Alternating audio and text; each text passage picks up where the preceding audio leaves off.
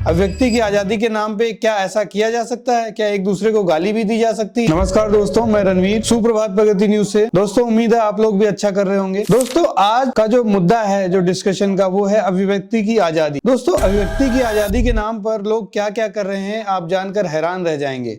और आपको भी पता होगा, अभी हाल ही में अभिव्यक्ति की आजादी के नाम पर समय रैना और जो केसेस हुए आपको पता है। रणवीर इलाहाबादिया का भी नाम चर्चा में रहा, जो अभिव्यक्ति की आजादी और कई अन्य मामलों में क्या क्या बोल जाते हैं इन्हें खुद नहीं पता।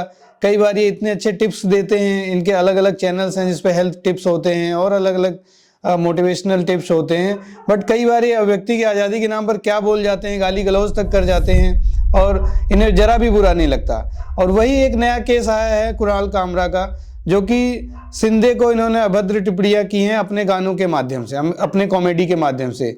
और जब उस वीडियो को एक हफ्ते बाद अपलोड किया गया है, तब शिंदे गुट के जो सदस्य थे, जो उनके फॉलोअर्स थे, उन्होंने हंगामा शुरू कर दिया एंड देन होटल में जाके वहां पे भी तोड़फोड़ करी और माफी मांगने की मांग की जा रही है दोस्तों।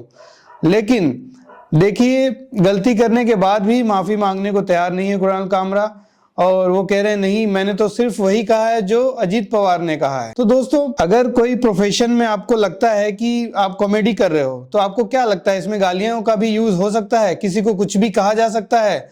मेरा जहां तक मानना है दोस्तों कि अगर आप कॉमेडी कर रहे हो तो उसमें ऐसी बातें कही जाए, ऐसी चीजें कही जाए जिससे कि अगर हमारा देश 100-150 करोड़ का है तो उसमें से कम 90% लोगों को, 80% लोगों को वो चीजें पसंद आनी चाहिए, ना कि आप आधे लोगों को गालियां दे रहे हो।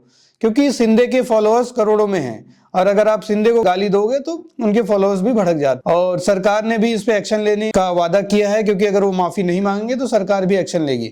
तो दोस्तों अभिव्यक्ति की आजादी के नाम पे कम से कम उसमें भी एक दायरा होना चाहिए कि कहां तक चीजों को सही से किया जा सकता है। ऐसा नहीं कि आप कुछ भी किसी को भी बोल सकते हो। दोस्तों आपकी क्या राय है इस पे?